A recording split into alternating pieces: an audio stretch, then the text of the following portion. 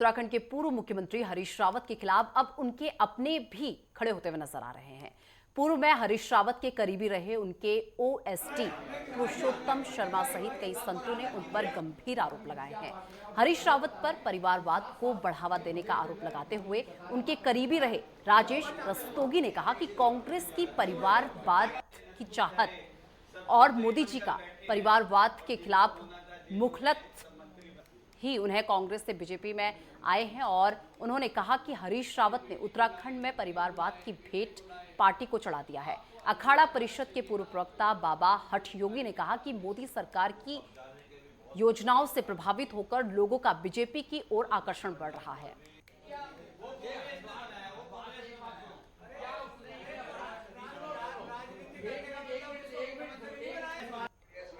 पहली बात press club में पता चल रहा है कि पत्रकार प्रेस क्लब कर रहे हैं, तो इसलिए आप लोगों को बधाई देता हूँ। इसलिए दूसरी बात मैं आप लोगों को आज प्रेस के माध्यम से स्पष्ट करना, बहुत सारे मेरे साथी अधिकतर सब मुझे जानते हैं और जो पुराने हैं उन्होंने 84 से पहले कभी मुझे कांग्रेस की ड्रेस में नहीं देखा होगा। 4 साल में कांग्रेस ही रहा और इसलिए मेरे ऊपर मोहर भी लगी है कांग्रेस।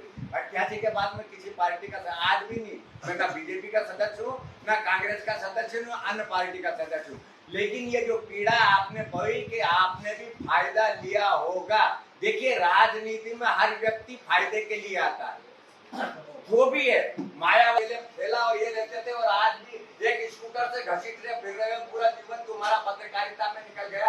आपके पास करोड़ रुपया भी नहीं है, लाखों की तो बात छोड़ दी, लाख भी नहीं होगा बहुत सारे बंदे के पास, नहीं होगा ना। तो पार्टी में जाता तो हर व्यक्ति लाभ, मतलब ऐसी बात नहीं जो आपने कहा कि लाभ नहीं लिया होगा। अरे उसकी स्थिति क्या कहूँ कि ये करे, और वो भी हम चिन्मयानंद को टिकट दिलवाना चाहते थे 2009 में बीजेपी से, राजनाथ सिंह ने और अपने लालकृष्ण आडवाणी जी ने, इन्होंने मना कर दिया उनके घर के ऊपर। तो मैंने उनकी क्लास ली थी उनके घर के ऊपर आडवाणी जी की। तब इस दुष्ट को 1-1 बजे तक हम लोगों के चरण छुड़ा और इसको जिताया, तो लाभ आने की बात तो वो चली है। अब इनको पीड़ा ये हुई कि ये कांग्रेस छोड़ के आए क्यों। अरे इनको इसलिए पीड़ा हुई और आपको भी पीड़ा होगी। मैं आपको भी बता देता हूँ और इतिहास बता देता हूँ। इनको पीड़ा हुई, अपने जितने पत्रकार बंधु है, सब कुछ बंधु है, इनमें कोई गरीब नहीं है क्या?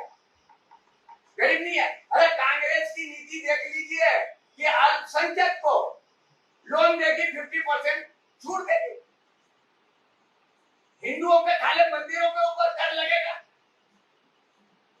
कर्नाटक में आई तो क्या नहीं किया। अगर उसे खत्म कर दिया तो उसने कहा कि हम उसे पूरी बहाल कर देंगे। बेचारी महिलाएं तलाक के डर के मारे कितने मतलब हो रही थी महिलाएं, अगर 3 तलाक खत्म कर दिया तो इन लोगों का ये भी है, इंसान है, इनकी पीड़ा है कि एक तरफ से काटती जा रही है। चाहे कांग्रेस इस तरह का चला रहा कि नहीं चला रहा, आपका अधिकार नहीं है भाई, सबका अधिकार है। अगर बीजेपी सरकार ने घर बनाए तो मुसलमान को घर नहीं दिया, अनाज दिया तो सब और बाकी लोगों को, गरीबों को नहीं दिया। तो इनकी पीड़ा उससे ज्यादा, ये कहे या नहीं कहे, आप लोग कहे नहीं कहे, अगर आप एक समुदाय को इतना प्रताड़ित करोगे तो धीरे धीरे उसमें चिंगारी लगेगी ही लगेगी। आप एक शब्द के ऊपर जब आपकी डिबेट होती है और डिबेट में लिखा हुआ रहता है, उस किताब का अगर आप हवाला दे दोगे, निपुण शर्मा ने क्या हवाला ही दिया था ना, शंकर को गाली दी, शंकर को बात करी, हिंदुओं के प्रति बात करी, तो कोई हिंदू खड़ा नहीं हुआ। लेकिन एक निपुण शर्मा के बयान के ऊपर कन्हैया का कत्ल कर दिया गया, तो ये नपुंसक क्या बैठे हुए, ये कांग्रेस को धोते रहेंगे या विपक्ष को धोते रहेंगे। इसलिए मैं आपसे भी कहता हूँ, इनसे भी कहता हूँ, अगर कोई सुरक्षित है, अगर मुसलमान सुरक्षित है, अगर हिंदू सुरक्षित है, SC ST सुरक्षित है, भारत का बच्चा बच्चा सुरक्षित है, तो वो सनातन वैदिक पद्धति के अंदर ही सुरक्षित है। भाइयों, जहाँ जहाँ से ये हटी है वहां से चाहे मुस्लिम राष्ट्र हो, उनकी क्या दुर्गति हो रही है। तो मैं आप सभी लोगों से करवत प्रार्थना करता हूँ कि आपको एक गोली चलानी है,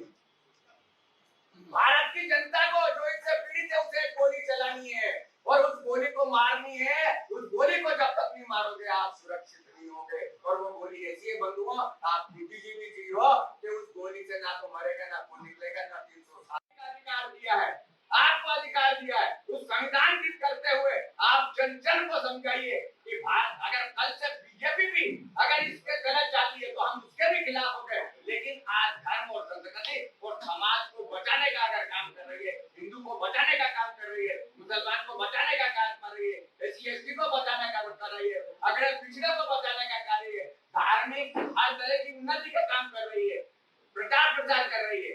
अगर एक हिंदू अगर भगवान राम का आदि में देख रहा था, एक मौलाना कह रहे हमें अधिकार है अल्लाह अकबर कहने का, ये संविधान ने हमें अधिकार दिया, लेकिन राम के नाम के ऊपर बैन लगना चाहिए। आप देख लीजिए, अगर इस तरह की इन लोगों के सामने बात आई तो ये हिजड़े बन के बैठे रहेंगे।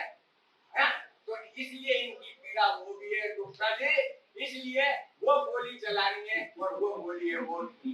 अगर आप वोट के माध्यम से नहीं, तो देखिए अफगानिस्तान गया, पाकिस्तान गया, बांग्लादेश गया, कश्मीर में क्या स्थिति थी, आप हो गया भारत के 9 राज्यों में क्या स्थिति थी होगा, बंगाल में आप देख लीजिए क्या हुआ। और उससे पहले में आपके अपनी भी वीडियो देखा होगा, ये गुफा में देवी की अरब में उन्होंने कहा कि हम 1400 साल के पहले क्या थे वो तो देखना है, अब वो खोज कर रहे हैं, वो मंदिर बना रहे हैं, और भारत का ये लोग इस तरह के कर रहे हैं। तो इन लोगों की पीड़ा इसलिए हुई कि मेरा मुसलमान भाई भी सुरक्षित है और बाकी समाज भी सुरक्षित रहे, इसलिए प्रेस भी बुलाई। और इनकी तरफ से मैं सफाई दे रहा हूँ, लाभ सब लेते हैं नहीं लेते थे कि कोई दूध का खुला हुआ नहीं, मुझे भी उसने 5 लाख रुपए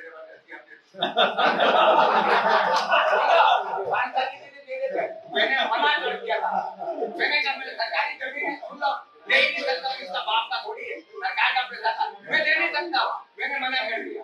मैंने कहा मेरा सरकारी जमीन में लग ही नहीं सकता। तो हरिचंद जी सेवाल थे, उसने कहा कि क्यों नहीं लगेगा महाराज जी, सरकार का पैसा है, उसने अपनी गिद्ध से वो पैसा लगा के डाल दिया। तो ऐसी बात नहीं है, हर कोई लेता, उसके लिए क्या पापड़ नहीं दे दे। अरे कसम से कह रहा हूँ, मैंने तो आज तक मुख्यमंत्री जी बना रहे थे, मैं दिग्विजय सिंह जी, सुशील कुमार शिंदे, अम्बिका सोनी, बिहार, ये सब की मैंने कहा ये आदमी हमें नहीं पता है कि सारा केजरीवाल का भी बाप है। आपकी वजह से तो, आप लोगों की वजह से तो मैंने वो मीटिंग करी और गुजरात गए, एमएस आया, पूछ लीजिए मैसेज आया दिग्विजय सिंह का, महाराज जी कर दिया है।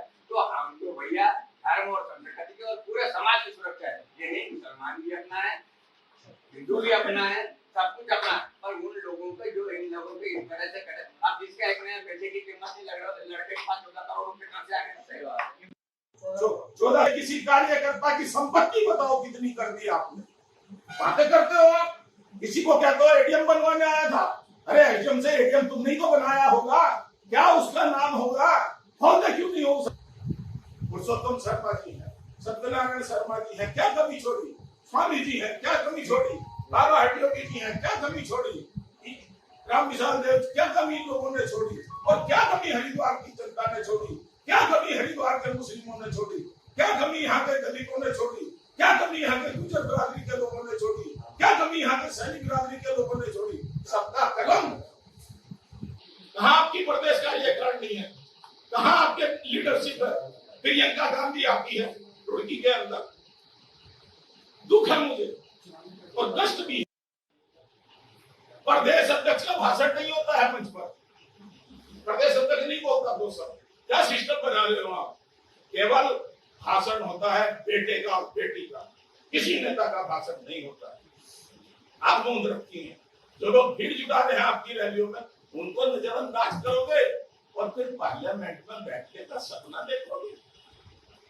5.5 लाख जमीन पर काम करता है, ऐसे कार्यकर्ताओं की पीठ में जहरीला खंजर भोंकते हो और ये भी नहीं पूछते हो कि तेरे खून कहां से निकल रहा है और क्यों निकल रहा है। तो ऐसे नेता बर्बादी की तरफ बढ़ चुके हैं। धन्यवाद, प्रणाम।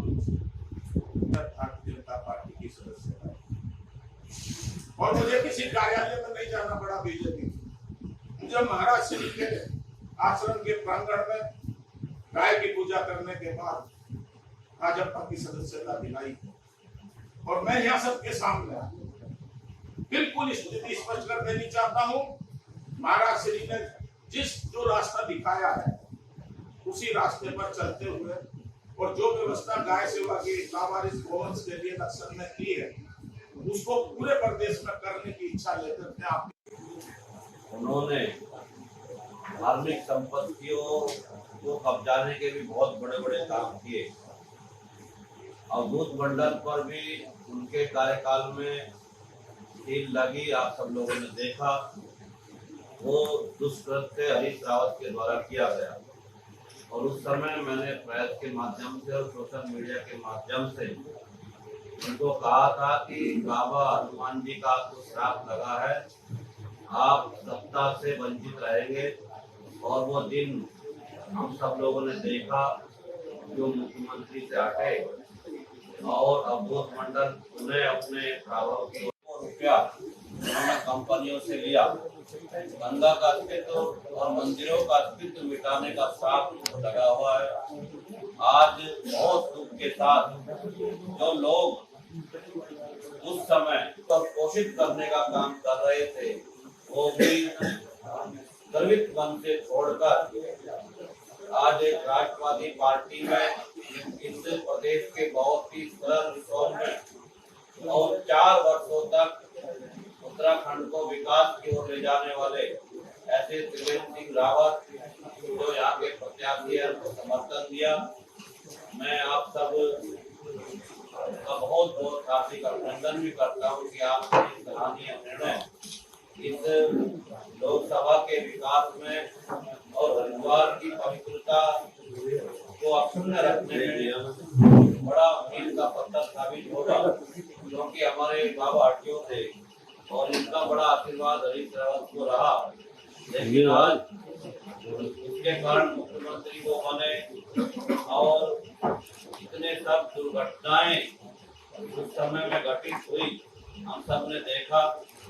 मैं आज इस अवसर पर आप सबको ये विश्वास दिलाता हूँ कि 2024 में हमारे देश की यशस्वी प्रधानमंत्री नरेंद्र मोदी जी जो एक संत पुरुष के रूप में और एक इस राष्ट्र के उत्थान के लिए जो सदैव प्रयत्नशील है, ऐसे उनके लक्ष्य 400 पार की सरकार इस देश में आ रही है। देखिए, हमारा तो एक ही मुद्दा है, एक सादे सब सदे, सब सादे सब जाए। हमारा तो मुद्दा है धर्म और संस्कृति, वैदिक धर्म और संस्कृति, सनातन संस्कृति किस तरह से सुरक्षित रहे और जहाँ जहाँ से गई हुई है वहाँ लोगों में किस तरह के कष्ट भुगत रहे हैं, धर्म के नाम के ऊपर भुगत रहे हैं, पंथ के नाम के ऊपर भुगत रहे हैं। तो हमारा तो उद्देश्य ये है कि भारत जो सनातन संस्कृति को जो संरक्षित करेगा, सुरक्षित करेगा, हम उसी के साथ हैं। और वर्तमान सरकार इसमें हमें कुछ कामयाब होती दिख रही है कि और उसी के कारण भी हर समाज, चाहे वो हिंदू हो या मुसलमान हो या कोई भी हो, कुछ कट्टरपंथियों को छोड़कर वो बात अलग है, सब सुखी है, समृद्ध है और सबको योजनाओं का लाभ मिल रहा है। उसी के उद्देश्य में ये प्रेस वार्ता हुई थी और लोगों को जागृति करना था कि अगर धर्म और संस्कृति बचेगी, सनातन बचेगा, तो समाज का हर वर्ग सुरक्षित होगा। तो ज़्यादा से ज़्यादा आप अपने वोट का प्रयोग करिए और उसकी भाषा थी मैंने कि गोली के रूप में। जिस तरह प्रजातंत्र ने हमें अधिकार दिया है वोट देने का, तो हम एक वोट रूपी गोली अगर करेंगे तो धर्म और संस्कृति हमारा सुरक्षित रहेगा, संरक्षित रहेगा और पूरा समाज सुरक्षित रहेगा, पूरे समाज की उन्नति होगी, तरक्की होगी। इसी उद्देश्य को लेकर यह प्रेस वार्ता थी। देखिए, साधु एक सनातन धर्म संस्कृति से जुड़ा रहता है। भारत के यशस्वी प्रधानमंत्री जी ने धारा 370, राम मंदिर और अंग्रेज़ों द्वारा बनाए गए काले कानून, जिनसे भारतीय समाज को हमेशा से न्याय ना मिलना, ऐसे महत्वपूर्ण कार्य 70 वर्षों में जिन्होंने नहीं कर पाए, उन्होंने इन 10 वर्षों में कायाकल्प कर दी है और भारत ही नहीं विश्व में सबसे लोकप्रिय नेता के रूप में माननीय प्रधानमंत्री जी यशस्वी नरेंद्र भाई मोदी जी बने हैं। उनकी प्रेरणा हर भारतीय समाज को आज अपने ओर आकर्षित कर रही है। उसके चलते आज इस लोकसभा में, जिसमें श्री त्रिवेंद्र रावत जी जो बहुत भारी मतों से जीत रहे हैं, लगभग 5 लाख अधिक मतों से जीत रहे हैं, आज कांग्रेस वहीन हो चुकी है ये पूरी की पूरी लोकसभा। तो ऐसे में हम माननीय प्रधानमंत्री जी के विजन्स के साथ सब लोगों ने कांग्रेस को ज्वाइन किया है। मैं 42 साल तक कांग्रेस में रहा हूँ, सेवाएं दी हैं कांग्रेस के लिए, सब कुछ किया है कांग्रेस के लिए, गोली खाई है कांग्रेस के लिए, जेल गया हूँ कांग्रेस के लिए, लेकिन मेरा गला काट दिया गया अपने बेटे के लिए। हरीश रावत ने कार्यकर्ता और बेटे में फर्क समझा है।